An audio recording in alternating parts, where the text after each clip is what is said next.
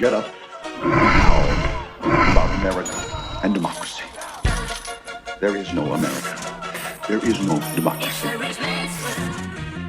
We no longer live in a world of nations and ideologies. The world is a college of corporations. The world is a business. I have chosen you to preach this event.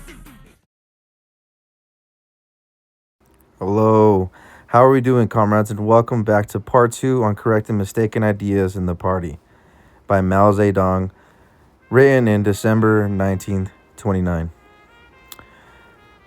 Before we get started, I want to mention to you all that I do appreciate everybody liking and sharing and commenting on all of my videos. I have gained a ton of followers in the past few weeks with a ton of views.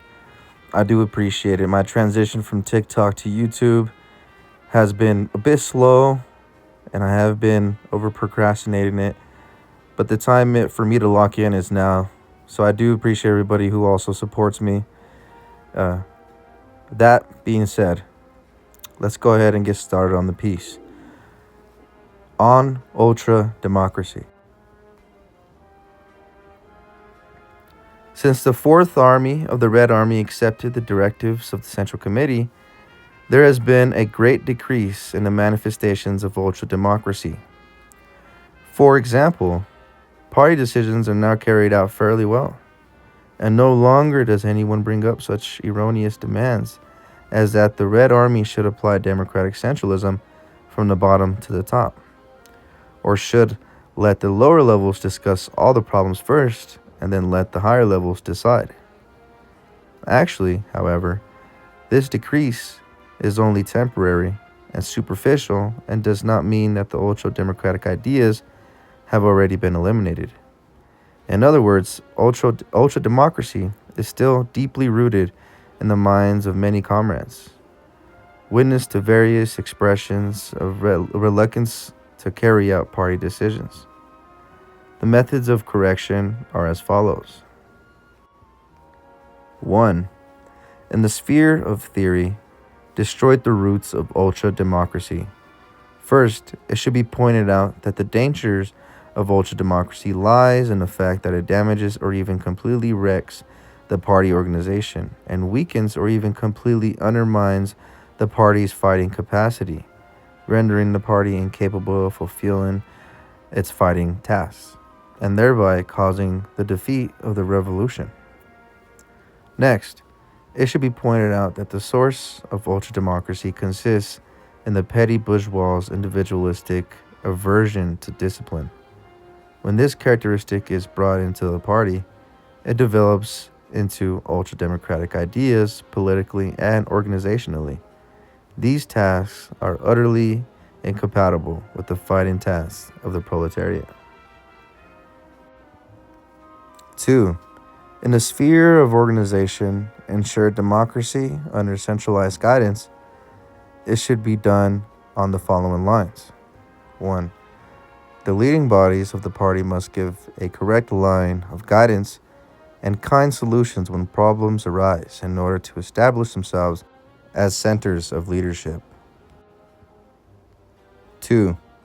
The higher bodies must be familiar with the life of the masses and with the situation in the lower bodies so as to have an objective basis for correct guidance. 3.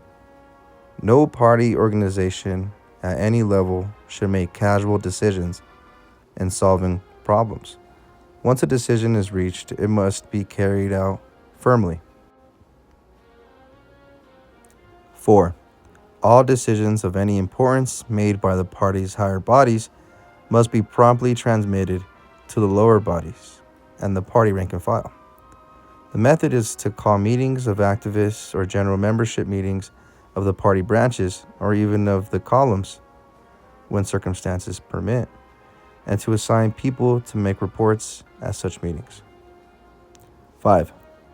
The lower bodies of the party and the party rank and file must discuss the higher bodies' directives in detail and in order to understand their meaning thoroughly and decide on the methods of carrying them out.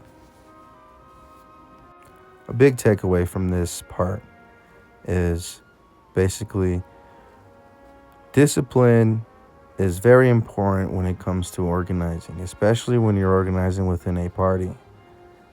When a communist party has a political line and they make a decision, and whether you disagree or not, it's important to uphold discipline and to follow the line through thoroughly. And it's important to also trust your comrades who have made these decisions for the long run or for the short, to better your current material conditions or to fight against what you're currently fighting for, to aid in your campaigns, so on and so forth. And that, comrades, will be the end of part 2 of this short Mao Zedong piece. Again, I do appreciate everybody supporting me and showing me all the love that you have been showing me the past few days, past few weeks. Like I said before, my transition from TikTok to YouTube took a bit too long, and I should have started a long time ago. But with the ban coming on January 19th, I have no choice but to lock in. With that being said, please follow me on my Instagram and any other social medias in my link tree. And also consider donating to my Buy Me a Coffee link. All donations will go directly to the YouTube channel. I am trying to buy a computer, a PC, so I could create more high quality content and go stream, go live. But nonetheless, that will happen eventually. And for the time being, I hope you enjoy the content that I do upload. Viva la revolución. And long live the proletariat.